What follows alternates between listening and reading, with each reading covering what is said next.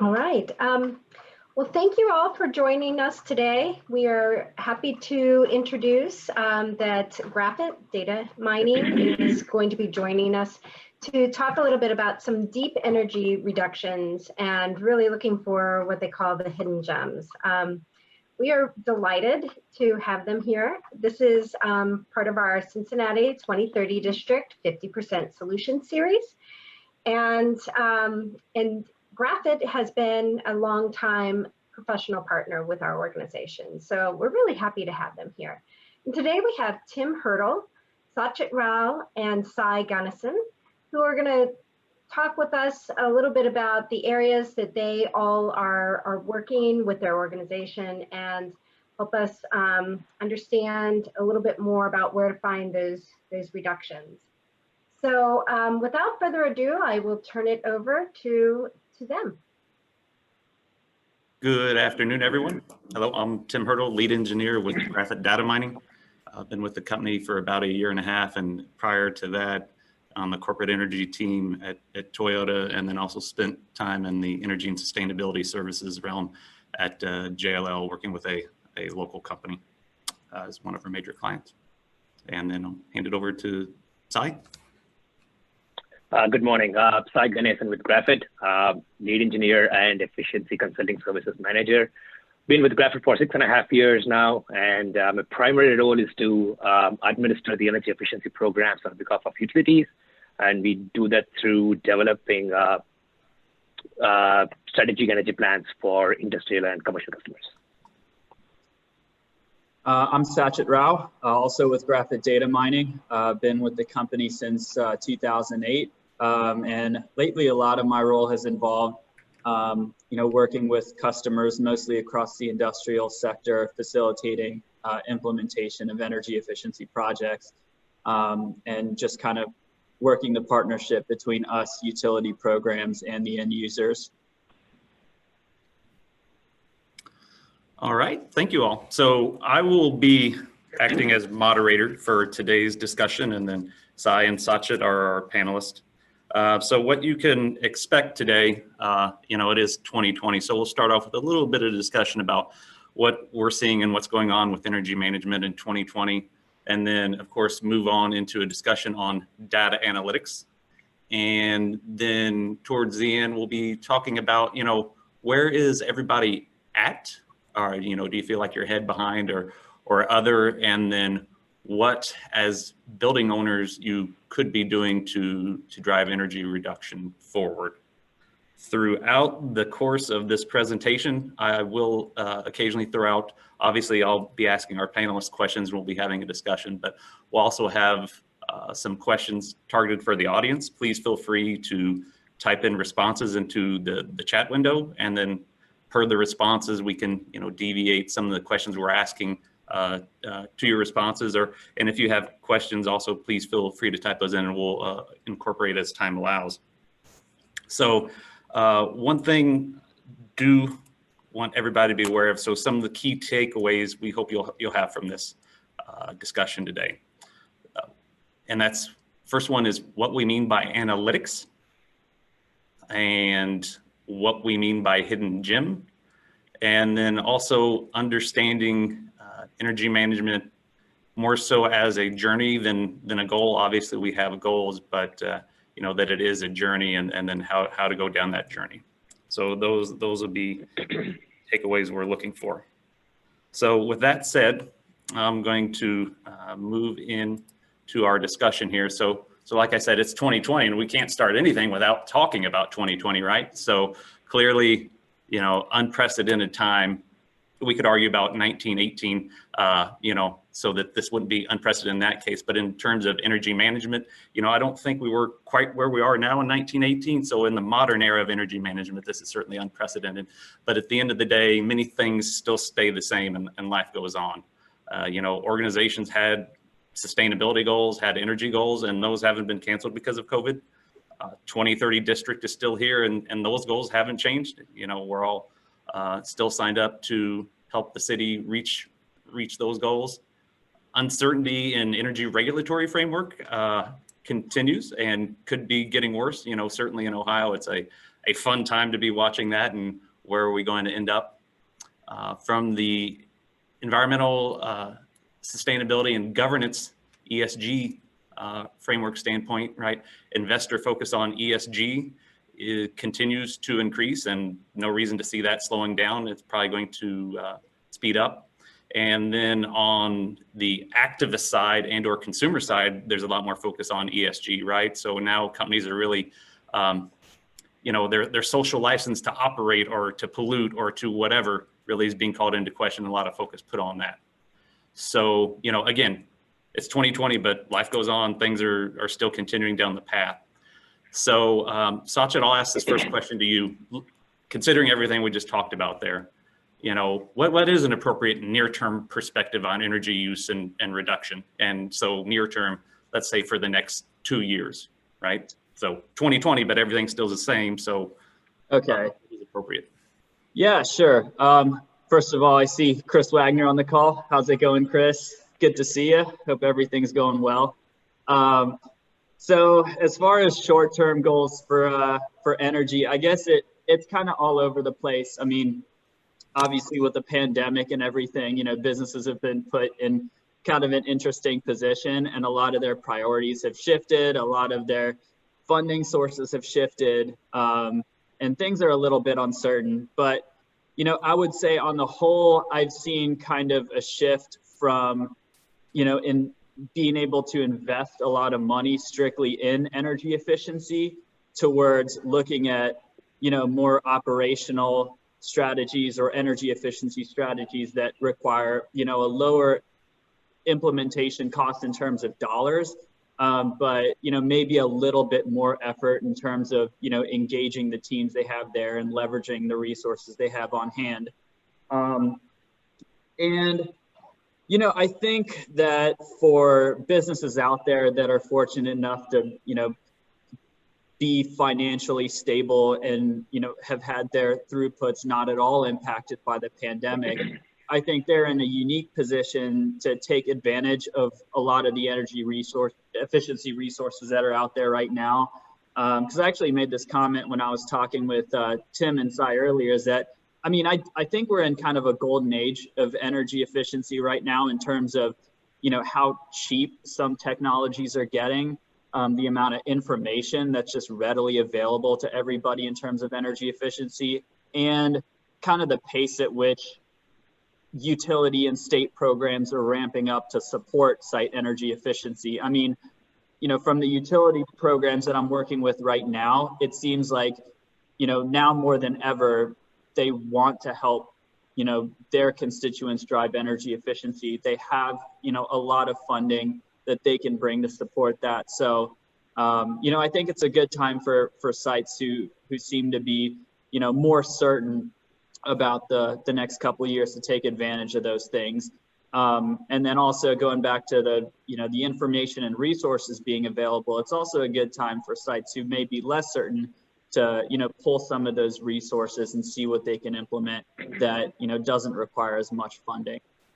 Because at the end of the day, energy efficiency is going to impact the bottom line. And I think that's what everybody's kind of looking to get out of it. If a site that, if their production throughput is a little bit uncertain, maybe if they can kind of leverage energy efficiency as a resource, maybe they can use that to bring some certainty to their business in the next couple of years. I know Tim or Sai, if there's anything that you want to add to that. I think you've covered a lot of ground that I wanted to cover, so that's a good start. Just to tap into. Sorry about that. That's all right. So just to tap into something that you mentioned, that most businesses are looking at that, the short-term operational measures to sustain the competitive edge that they have in their business. So the way I've seen the trend move, at least in the recent past, is because the pandemic is still at large. People are looking at those short-term operational measures as projects to cut down energy costs, not exactly as strategies to manage energy in a long-term perspective. I think it's important to have that point of view, even during this time, because what's happening now is the pandemic is actually change the mindset of smaller businesses and even large corporates who usually think of energy as a ubiquitous commodity. Right? It's always there. You flip a switch, the lights come on, your data center comes on, chillers come on. But what the pandemic has now done is it's made them realize that that the market is so volatile. Now the energy prices are fluctuating. There are like sweeping changes to environmental regulations, business trends, and also the renewable energy prices are plummeting now. So what businesses are starting to realize or need to realize more is that energy cannot be controlled or managed in a short-term vision. So usually I don't try to associate short-term with the energy management. It's part of it, but it has to be more of a long-term strategy. So firstly, you talked about utility programs and all the resources, all the funding they're bringing in. I'm pretty sure they're all aimed at impacting energy in a long-term perspective, not exactly short-term. This is a great time to get started on it, but the vision should be 3 to 5 years down the line and how we want to view energy down the line. So as I said, projects are a good point to start, and it will help you cut the energy cost readily, but they're not sustainable. They will flounder after a couple of years. So let me ask you this. It's, again, 2020, we're here talking about 2030 district. A lot of corporates had 2020 goals. Now they have 2030 goals. Let's say just in the past 18 months, how many organizations have you worked with or seen that just created goals or targets, like are just now getting into the game? Are you seeing a trend where no matter what size, I mean, maybe there are some large corporates that didn't have them before, or even some smaller ones that are just now getting into the game? Are you seeing that trend, or is it no more than it was, say, 5 years ago? I guess I can go first. So I can't say I've worked with any sites that have adopted like a goal just this year. The sites that I work with that do have goals, energy goal setting has been a part of their standard business practice for many years. Maybe they just, this year they have a new goal that's different than what it was last year, or maybe the timeline to hit the goal is a little bit different than what it was last year. But the sites I'm working with that are setting goals today, it's primarily being done from a business standpoint more so than, say, a carbon, offset standpoint or carbon reduction standpoint. Just because, energy efficiency at some of these sites is now being recognized as an under-leveraged resource. And somebody there has recognized like there's a lot of low-hanging fruit on the table that we can tackle now that would drastically improve our business. Yeah, I agree with you, Sachin. I mean, I am working with a few businesses, a few sites where carbon reduction is their primary goal. But if you're asking for the last 18 months, Tim, going back to your question, I would say about 10% of the sites that I've worked with have that carbon reduction goal. And also they're mostly isolated to big corporates. And I haven't seen those goal setting trend trickle down to smaller and mid-level business. Yeah, that's kind of what I've seen too. 10% sounds about right. And I'm mainly thinking of ones that, again, they're corporates, but literally, I guess maybe I don't want to say late to the game, but just actually set them up and it trickled down through some of their manufacturing sites that we work with. Well, I mean, what I've seen basically is the exposure of the company plays a huge role. Now, Apple now has a carbon reduction goal. They want to be carbon neutral by 2030. And what they're trying to do is to, tap into their supply chain and see how they can reduce the energy use of the supply chain so they can get to their goal. And that predominantly comes down to, the exposure. You go out there, you sell your products. What kind of outlook do you provide? What kind of influence do you have on other people, right? So I think it's the bigger corporates that have huge exposure, and they also the corporates that you consume a lot of energy are the ones who are trying to set those goals. As I said, Microsoft is one of the primary examples where they noticed that the market volatility, as far as energy prices go, will actually impact their energy consumption and energy prices unpredictably. That is now they're considering energy cost as an unpredictable operating cost and operating expense that they have established an energy team, they've put out energy charters, energy goals, and just because of the exposure, public exposure, and also what the pandemic has shown them as the importance for managing energy. So kind of going back to something Sai said earlier about, I guess, energy efficiency being more a long-term strategy. I think like setting energy goals kind of is really more a part of a long-term strategy. And I think you need a lot of momentum within an organization to get to that point. So it's not enough for like one individual or a small team to say, you know, this is a goal I want to drive in the next year, in the next 2 years. You almost need like multi-level support within an organization to commit to a goal like that over a number of years, which is, you know, difficult for sites that are kind of just doing it now to achieve. If it's something that hasn't been, you know, at least somewhat a part of their practice the last year or two. And I think that's something that we'll touch on in a little bit more detail kind of later on in this session too. So at this point, I'll throw a question out to the audience. Again, feel free to type it in the chat window. But, you know, we've been talking about things that we've been seeing organizations do and, you know, about, excuse me, about perspective. So the question would be, has any of your organization's perspective in regards to sustainability and energy management, et cetera, been impacted in the past 9 months? And if so, how, or is it pretty much continuing on with the status quo? So like I said, feel free to type it to the chat window. Yeah, I have a good one that I can talk about, Tim. Okay. While people are typing their chats in, this is a global company that we started working with maybe 4 or 5 years ago. But energy efficiency had been a part of their process for a long time, and you know they had a whole cost center kind of associated with that. And then over the last kind of year or two, even before the pandemic started, their business experienced a little bit of a downturn that was a little bit exacerbated by the pandemic. So, you know, the entire mentality shifted from, you know, we have money to find long-term solutions to we have no money, but we need to cut costs right now. And energy is a significant part of our operating budget. So, you know, at every single site, let's look for at least the top 3 or 4 things that we can do tomorrow to reduce energy efficiency. And interestingly enough, you know, all their facilities seem to have enough low-hanging fruit to where they could generate almost an equivalent amount of sustainable savings by taking that approach and engaging their site teams rather than investing capital into new projects over, you know, say the next 2 to 3 fiscal years. So yeah, that was the one example that came to mind for me.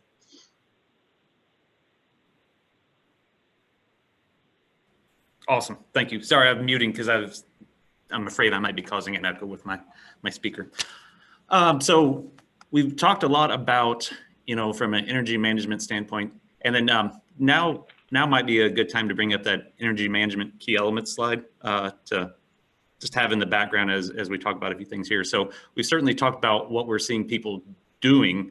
What about what they're not doing? What are you seeing sites not doing, which is equally as important?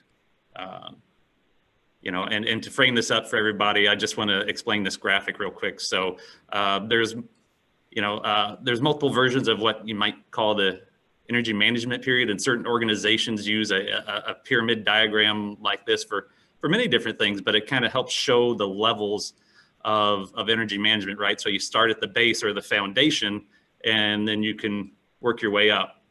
Obviously, at the end goal of energy management is to get to the top of the pyramid, which is achievement, right? But this is trying to help show, you know, all the aspects of a program and, you know, help evaluate where you're at. So I think the key takeaway here for me is, you know, achievement. Okay, so am I lucky or am I good? So you can reach achievement and, you know, be lucky, but with, you know, when you look at an energy management pyramid like this, you know, you have to have a strong foundation. These other elements really is what you're looking for. Then when you reach attainment of your goals, you could say, well, I'm good at energy management. I'm not just lucky. So this kind of, again, shows the various aspects. So sorry for that digression there, Sachin, I'll throw it back to you.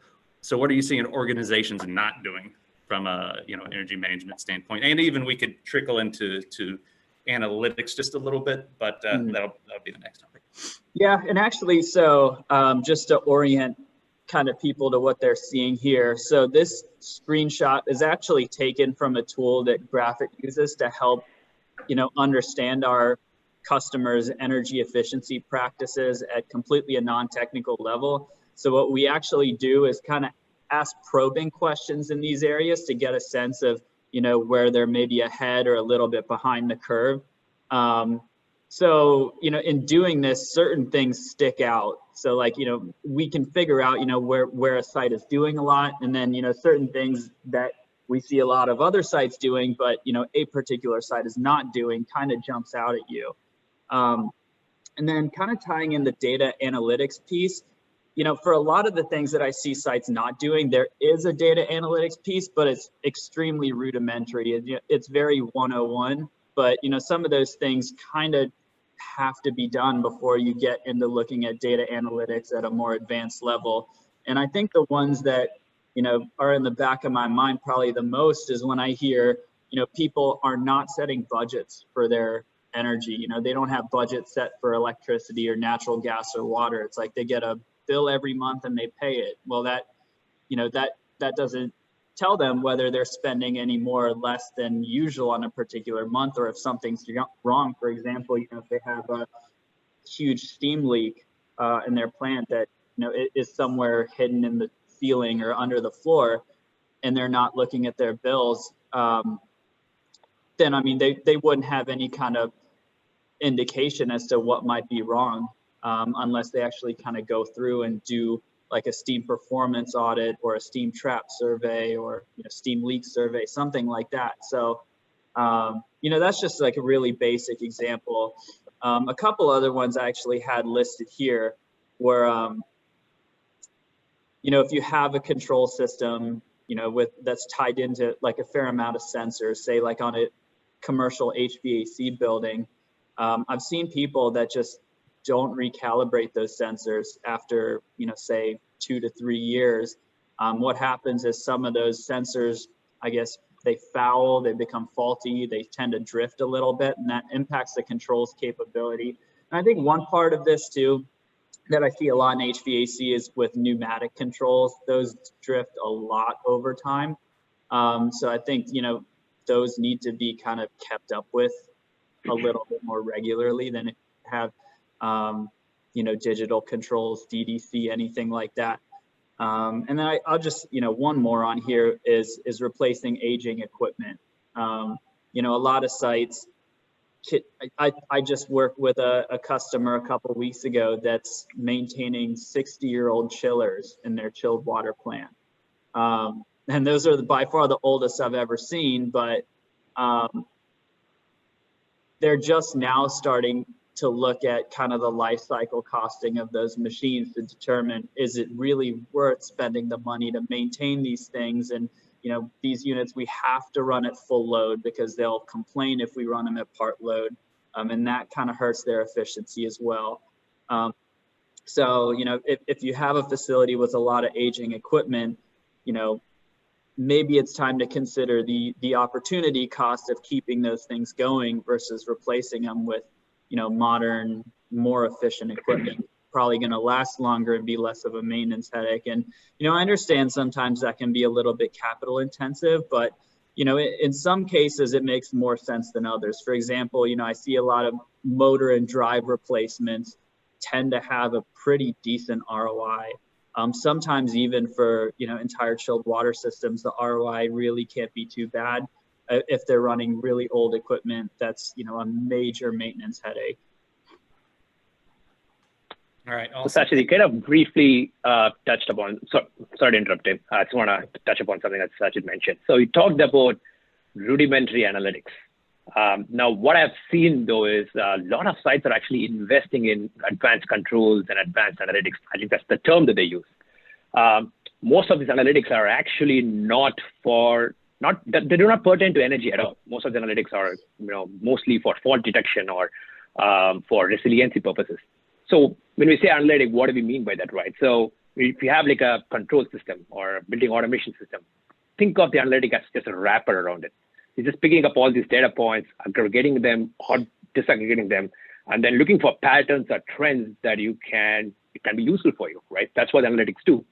But as I said, any analytic that has the name energy to it, that's supposed to be tackling energy issues, as such mentioned, are rudimentary in the sense that all that they're doing is not helping you manage energy. All the analytics are doing are actually doing energy reporting. What I mean by that is, here is your bill. This is how much you consumed this August as compared to last August, right? Just comparing bills and showing you bar charts or pie charts. How useful are they really? These actually are black boxes that cost a lot of money. But when people buy them, they're buying them in hoping that it's going to help them cut energy costs. But all they're doing is showing, insights from bills or interval data, but people usually don't see. But they do not do anything as far as implement or coming up with a way to tell you here's where you're losing energy or identifying energy ways that you can go and proactively control. So just wanted to put that out there as we are starting to go into analytics a little bit. Yeah, exactly. So, I mean, there's lots of different analytic systems that folks could have, or even just operational systems. So first question, I mean, do you think everybody's actually getting the full use out of them? So, I mean, I would go on the assumption that, a building management system, okay, it's getting most of the use out of it for managing the building. But like you said, as a side note, they always say, well, it can do all this energy stuff, which is really just reporting. But I mean, are people fully leveraging, whether it's a maintenance management system or building management system or whatever else you've seen? So they've made these investments. Does it look like people are actually getting the full value out of what they already have, or not? But they're still looking for the next, toy with the happy mo, the next greatest thing. Go ahead, Sai. You can take a session. Okay. So I was just going to lead with an example again from a customer that I've been working with since 2013. This is a biomedical manufacturer, another global organization. They have a lot of data collection and visualization capabilities, but they weren't actually using them as a tool for energy efficiency until, the whole concept of continuous improvement was introduced, and tying in all these different pieces that you have at your disposal to help you save money and energy year after year. And I think, it was one of those things where they just had an aha moment. The first couple opportunities or low-hanging fruit things that we identified, we were able to use the data to develop an ROI for those projects and then demonstrate up and down the corporate ladder what the benefits are, and then get it implemented and verify the savings. And I think, it was after that point, they were like, okay, we need to start doing this with more stuff. Let's look at upgrading all our controls platforms. Let's look at getting the indicators for energy efficiency in there, so we know almost immediately, where things might be going wrong or where their opportunities are. And now they're at a point where, they actually have like a team that's focusing on energy efficiency that includes their automations guy. So, anytime they need to pull screenshots, trend data, profiles, he's on it, he can grab it, send it to his boss or send it to, the teams operating the equipment, or even us, if he's like, hey, we need a second set of eyes on this. Does this look right? Do you think there's an opportunity here? Things like that. And it's now part of their long-term strategy.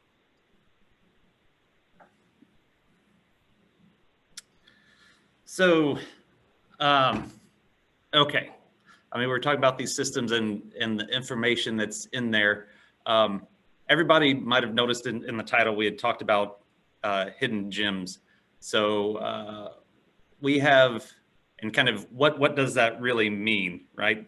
So now would be a good time to bring up slide number 3, which kind of gives a visual example of what that is. So we have all these systems, and this is kind of what we're talking about, how to make visual what's actually in the data that's present to us.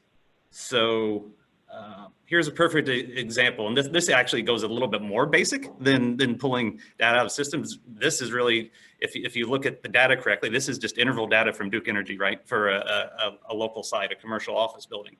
And then, so if you take the data that you have, which in this case, I think you do have to pay a monthly fee to Duke to get your interval data, but it's minimal, right? When you look at it appropriately, you can learn a lot about the site just from that.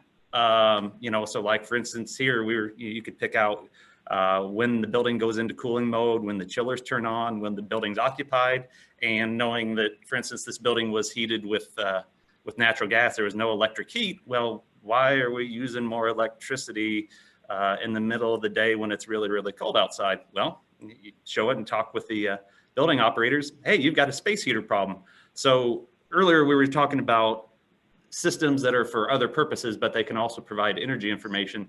If you're using your data correctly, you could take energy data and use it to determine that you have an operational problem. Like in this case, people are freezing in the building, right? So depending on what's important to you, you know, I just want to point out it can go both ways. And this would be an example of a hidden gem. Maybe this building operator thought he had a space heater problem, or thought people next to the windows froze to death. You know, the data clearly shows that, and then you could quantify it and move from there. So this is just a kind of simple example when we talk about hidden gem. And then, you know, again, leveraging these systems that you have and how to get the full value out of them. Because, you know, one of the next topics we can kind of segue into is the whole smart analytics. You know, one of those catchphrases out there, and there's a lot of smart analytics systems, right? So, you know, then the question is that the answer for you, or is that the answer for everybody? So, I mean, what's your guys' take on the smart analytics front and trend? I think it could be has a smartphone. How many of you use the smart features on your smartphone? I can promise you, I probably have used Siri twice since I've got my iPhone. But I think I think that might be the case for a lot of customers. You know, some of these tools with smart analytics can be a little bit overwhelming, and maybe even above and beyond what each site needs. So, you know, a fair amount of time needs to be invested in learning those systems. And I think more often than not, a lot of sites kind of go to the extent that suits their needs. But, you know, sometimes there's a lot of capability left in those systems that can be leveraged. Right. I was about to say that, but I've been working with a cosmetics manufacturer for the past 5 years, and they have these well-defined corporate goals for energy management. What they did do was they invested in a kind of a smart analytics, and what it does is basically measure power in all these different areas of the plant. So they have like separate kW measurement for lights, for chillers, for reactors, this and that. But it's very one-dimensional. When I say one-dimensional, what I mean by that is all that it gives you is power. So you're looking at this, and they call it as smart. They sell it to you saying it's smart, it's going to help you cut down energy costs. All it's doing is giving you a power value. So what the site basically does is look at the chiller usage today, and they look at the chiller usage tomorrow, and they're like, why is the usage going up? Let's go and figure it out. Yeah, that is a part of the analytics. Those kind of analytics can be a part of the solution, but they're not the solution because, as I said, they're very one-dimensional. What analytics are supposed to do, I'm not saying that there are analytics out there that do this, is basically identify energy signature for every piece of equipment or every major system in the facility. Every system has this certain signature that it can tell you if it's energy efficient or not. Take chillers, for example, right? You're saying, after analyzing the system, understanding how it's operating, understanding what are the different energy conservation opportunities that we can go after for that system. Once you think the system is efficient, you can assign it an energy signature. Energy signature in this case could be kW per ton or something like that, right? So what these analytics should be doing is focusing on these energy signatures, and as soon as the site deviates from the signatures, send an alarm out, tell them where the deviation is coming from, and then we can go and investigate the reason. So I'm going back to Sachit's point that these analytics are most rudimentary, and that's basically because they're not completely built to tackle energy efficiency. There are other reasons why they're built, and they can be used, they can be leveraged to manage energy efficiency, but they're not done proactively at this time. And then there's just a couple other things I wanted to hit on.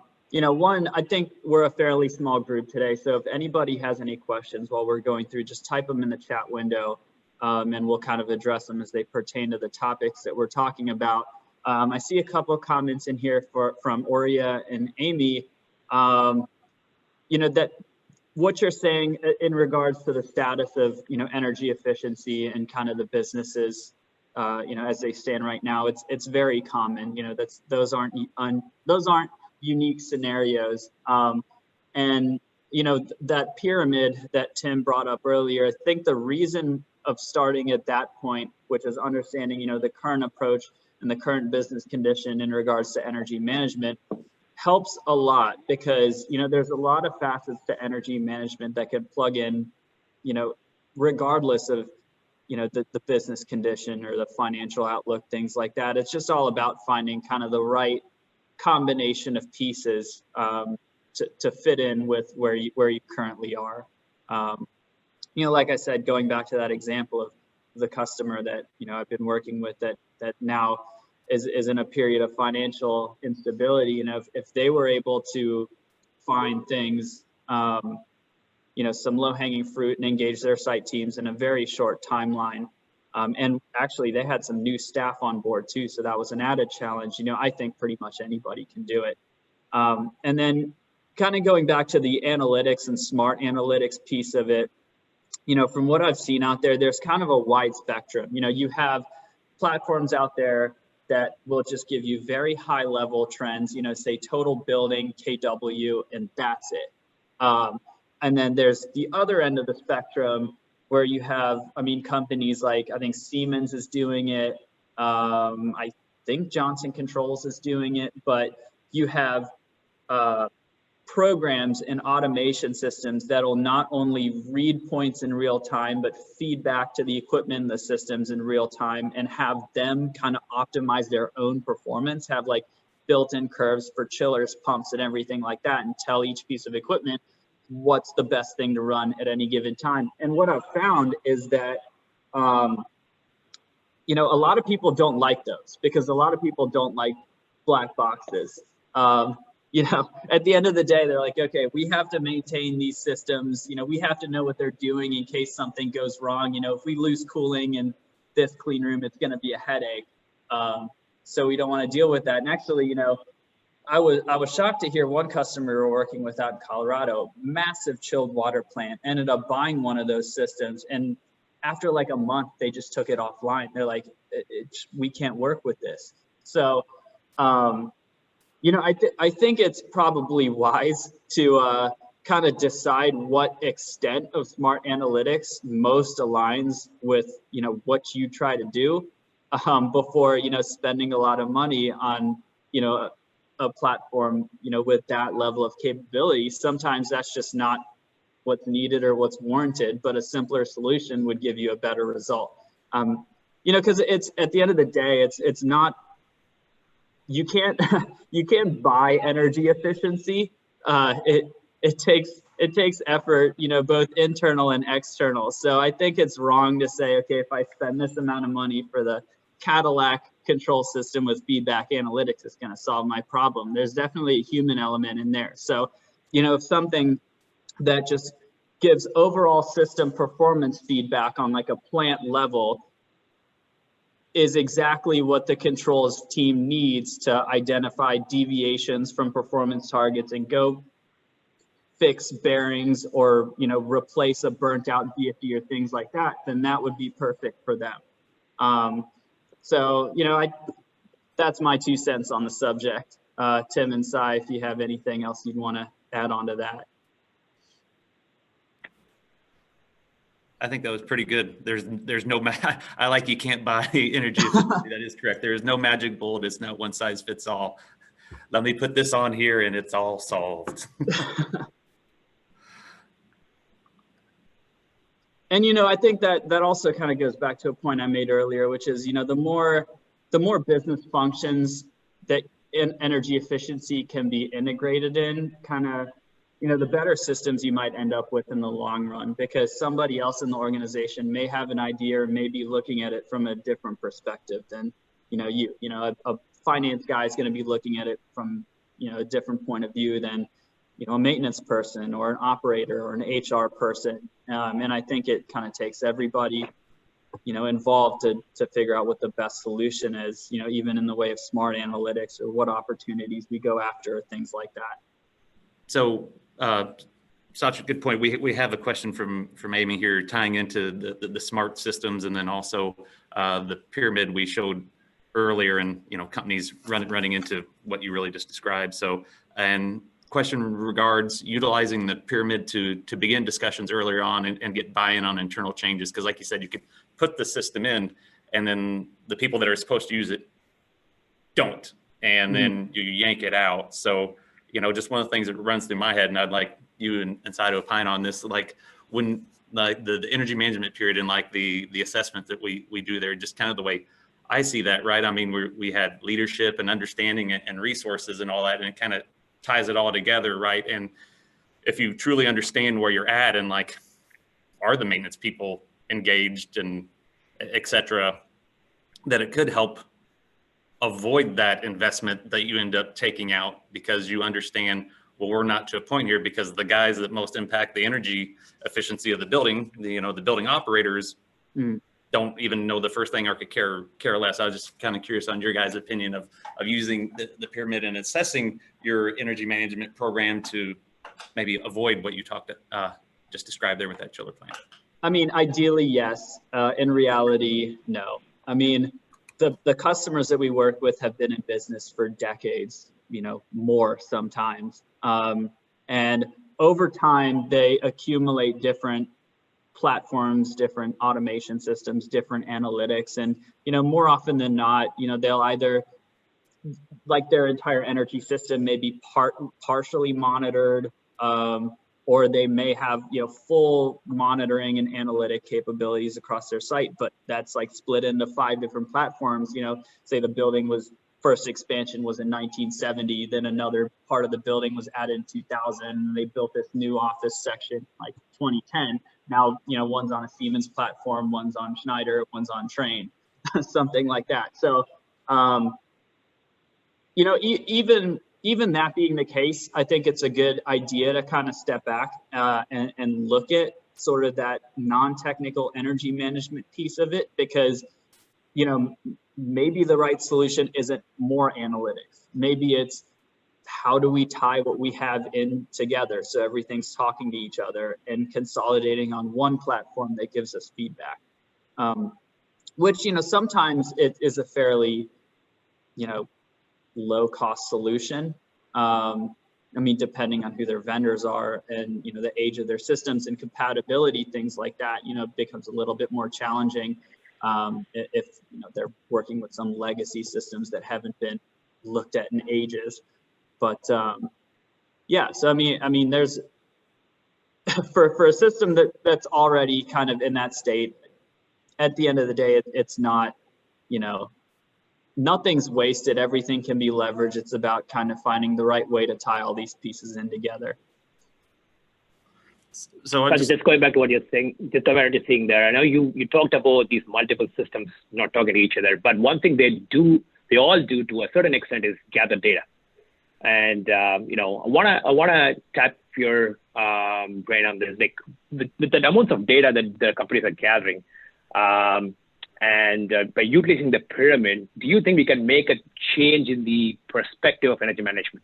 So for someone, who's just an operator who's controlling these systems, who's sitting there, as Amy mentioned, going back to old ways, I believe exposure to in understanding where the energy is going, what are the opportunities out there, it's just not there. People just are not aware. They know they're collecting a lot of data. They're just not looking at it. That could be, training could be a part of it.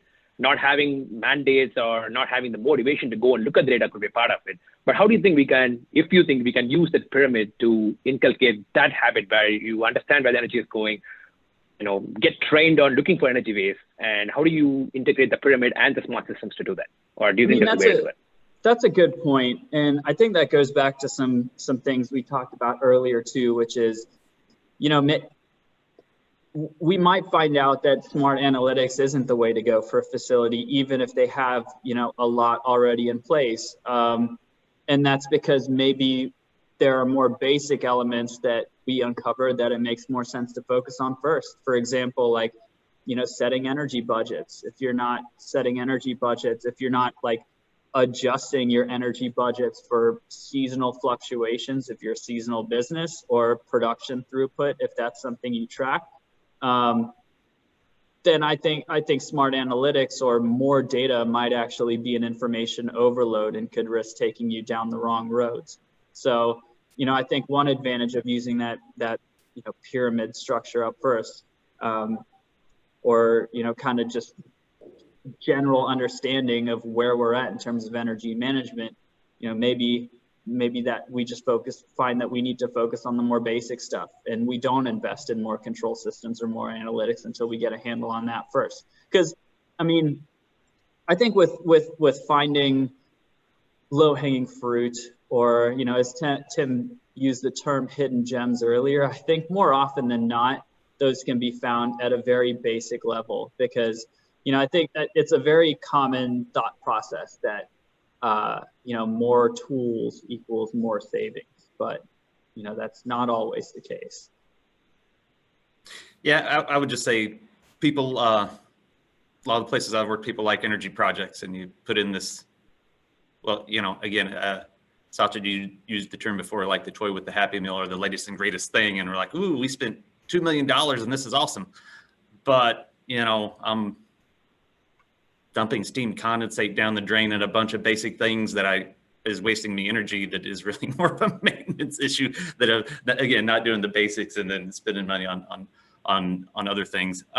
Real quick, we have another question here is somewhat related, and we might transition to a slightly different topic here. So regarding, have you seen anyone using the data or the analytics or reports or whatever from any of these systems and sharing it with the building users, and with the intent to get the building users to change behavior and impact energy performance? I'll go first, and I'll say I've seen one place doing it, and that's Malink Corporation. But again, Malink is a company that is heavily vested in energy efficiency and sustainability, and that's what they sell. So, you know, you got to practice what you preach. So you go in their lobby, they do have a big screen TV that you can see how much energy the building was using yesterday and today, and against the model, and it's pretty cool. Other than that, in my previous experience, I had a lot of people that were trying to sell me smart systems saying we can do it, but I've really only seen one site. How about you guys that have actually been, like, in real time or on a daily basis, somehow communicating that to the building occupants? So I don't think I've seen it on a daily. Yeah, I haven't seen it in real time. Yeah. I've seen it in a few cases, and well, actually one case was industrial, but it was semi-real time. What they did was they actually had flat screens in their production area showing their line efficiencies kind of at the interval at which their production was tracked, which I think was daily, so they could see what the line efficiencies were for the last day. And then there's another government facility out in Colorado where they were developing monthly energy reports that they would push out to their, you know, leased spaces in an effort to engage those, you know, teams to be more energy conscious. And for in both cases, it seems to have had an impact. Unfortunately, that's not something we've had the opportunity to actually quantify. But I think, you know, the fact that they've still had those systems going in place to this day kind of, you know, reflects that it's of value to them. Yeah, I've not seen it real time either. And just add on to what Sachit said, the cosmetic company I was talking about, which had the smart analytic, that analytic did not provide them with the feature to track it on a daily basis. So even on the monthly basis, they wanted to share the information with their site team proactively on where the energy is going, and they were able to normalize energy for throughput and weather, and they were able to set targets and things like that. But they had no way to visualize that. So what we did was we actually did the work for them. So we basically acted as the energy champions, pulled the data from their systems, developed these analytics, not exactly, developed these charts or figures that they can go ahead and then just basically they went to a poster, they pasted it on the poster on a clipboard, and then they just put it on the chiller plant, put it on the boiler plant, saying, hey, here's where the energy is going. So the intention is correct, but they just don't have the tools to do it on a daily basis or even on a monthly basis at this point in time.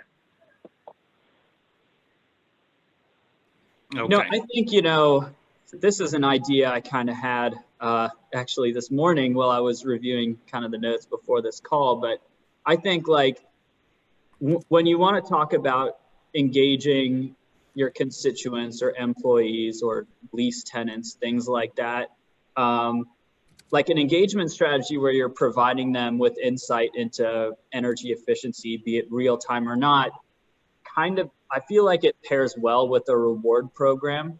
So, I think if there is kind of a driver for, any of these people to take action on energy efficiency, if they're somewhat incentivized for it, they're more likely to act on the data or information they're getting from those analytics or things like that. I've seen, I think like some sites I've worked with have done like PTO hours for people that identify, quick wins, or gift cards or, other kind of awards for, having identified X amount of savings within their respective area of the business.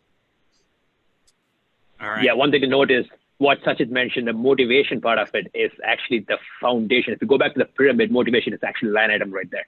It's one of the points that you see at the foundation of the pyramid. So, yeah, such a great point. I've worked with customers last year actually that had the energy Kaizen events that they do every quarter, and they get incentivized. It's usually like a bonus or a gift card, and a lot of hidden gems that we're talking about. Even though they don't have the data to do it, data to show where the hidden gems are coming from, simple Kaizen event was able to find those for them.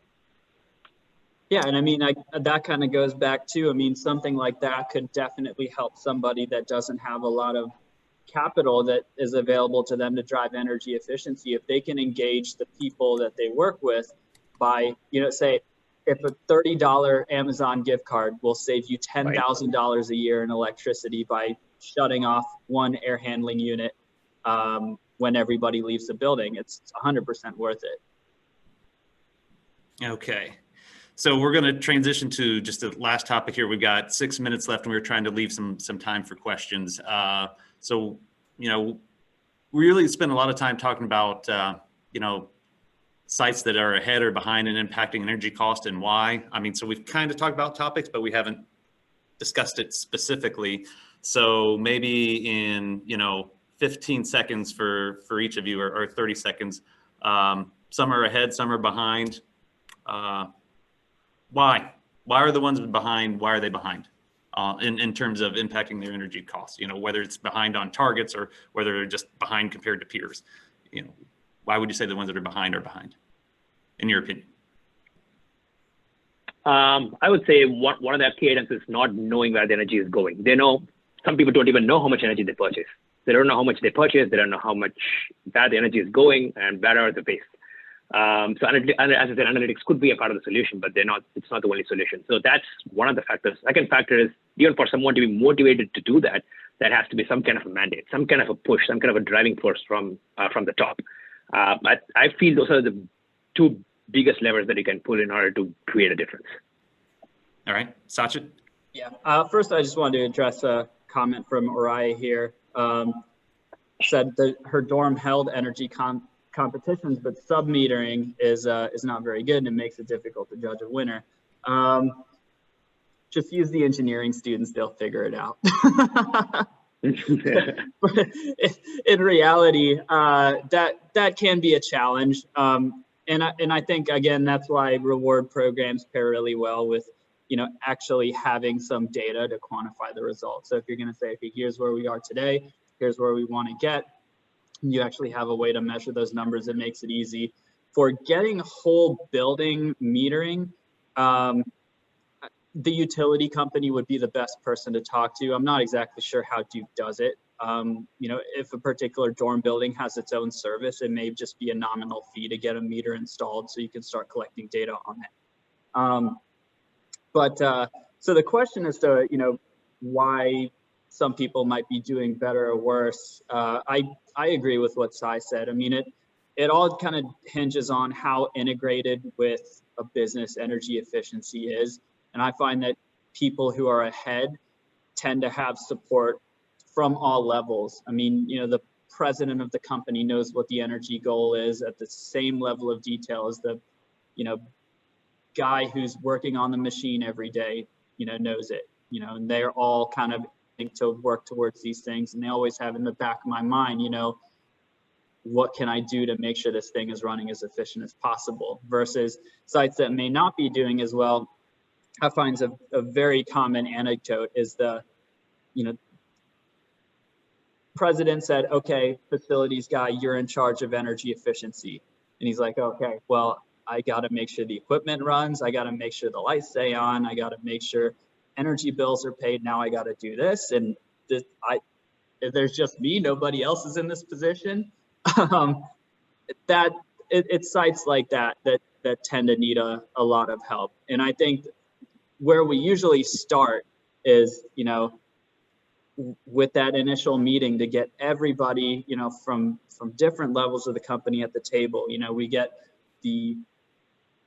typically somebody, at least from the exec level, we get somebody from operations, from HR, from finance, from maintenance, to just sit down and say, okay, how am I responsible for energy efficiency? Or am I responsible for energy efficiency? And more often than not, what shakes out is, you know, somebody has an idea of what they want or where they want to go that somebody else hasn't heard of. Or if, you know, the facilities guy says, you know, our chillers are, you know, we've had bad bearings for months. We've been operating at a very low kW per ton. And the finance guy's like, well, that's news to me. Tell me how much we're spending on maintenance here. Let's see if we can fix it.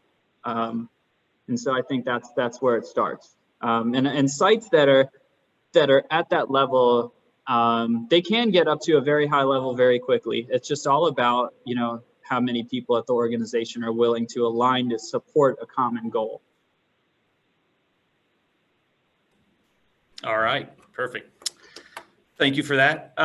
So we're almost at the bottom of the hour, and I just wanted to summarize here real quick, and then we'll open it for questions. So again, in closing, the 3 takeaways we had for everybody here. What we mean by analytics. So when we're talking about analytics, we're talking about utilizing a structured thought process to turn data into actionable information. You know, analytics does not require a purchased analytics package, though it can. But if you have nothing, I wouldn't start there, right? It's about using what you have and analyzing that, again, a structured thought process to get actions out of it. Also, hidden gem, we kind of showed an example earlier of a hidden gem, right? It's really, again, kind of aligns with what I'm talking about in analytics of looking at the data you have. And when you look at it properly, it shows you something that, well, might have been obvious to you, but now you can prove it, or that you wouldn't have ever known until you looked at the data you had. And then the last takeaway, right, is about energy management is, you know, a journey more so than a goal. So you got to have data, and you got to organize your data. You got to analyze the data with the intent to inform your decision making. You know, analyzing it and doing nothing with it really doesn't get you much. You really need to have an end game in mind. And then obviously we talked a lot about leadership and commitment is very key to achieving it within an organization. So those are the takeaways we had there. Sai or Sach, if you had any closing comments, and then we'll open the floor to questions. Nope. Just wanted to thank everybody for attending, and hope everyone maybe came out with a couple of things they can take back and, you know, maybe start working on or see if it applies to their business. I'm sure we can share our contact information, I believe, and then just feel free to shoot us your questions, and we'll be happy to answer them. Yeah, how much time do we have for questions? Yeah, if anybody does want to hang back and ask any questions on this end, we can keep it open. You can feel free to unmute yourselves.